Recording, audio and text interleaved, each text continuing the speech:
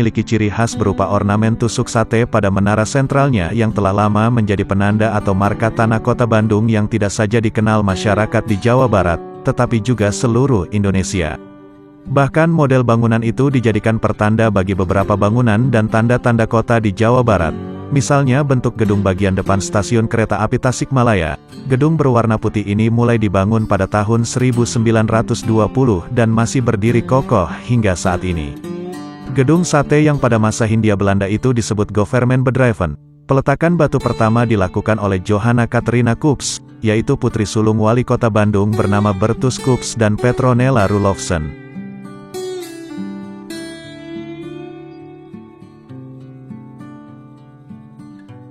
Mewakili Gubernur Jenderal di Batavia J.P. Graaf van Limburg Stirum pada tanggal 27 Juli tahun 1920.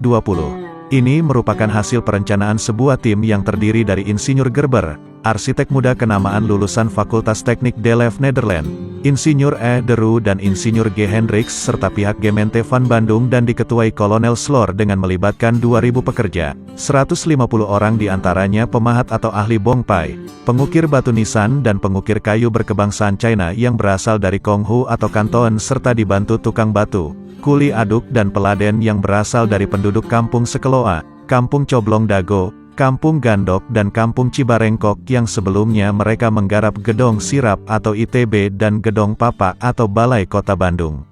Selama kurun waktu 4 tahun pada bulan September tahun 1924 berhasil diselesaikan pembangunan induk bangunan utama Governmentbedrijven, termasuk kantor pusat PTT Pos, Telepon dan Telegraf dan Perpustakaan.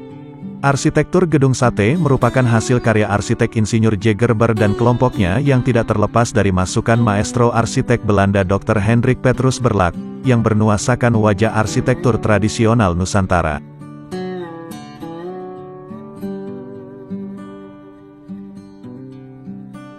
Banyak kalangan arsitek dan ahli bangunan menyatakan Gedung Sate adalah bangunan monumental yang anggun mempesona dengan gaya arsitektur unik, mengarah kepada bentuk gaya arsitektur Indo-Eropa, sehingga tidak mustahil bila keanggunan Candi Borobudur ikut mewarnai Gedung Sate.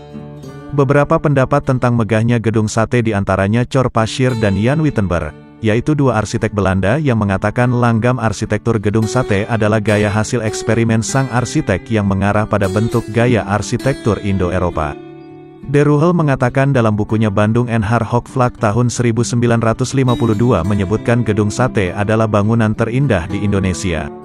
Insinyur H.P. Berlak sewaktu kunjungan ke Gedung Sate April tahun 1923 menyatakan Gedung Sate adalah suatu karya arsitektur besar yang berhasil memadukan langgam timur dan barat secara harmonis.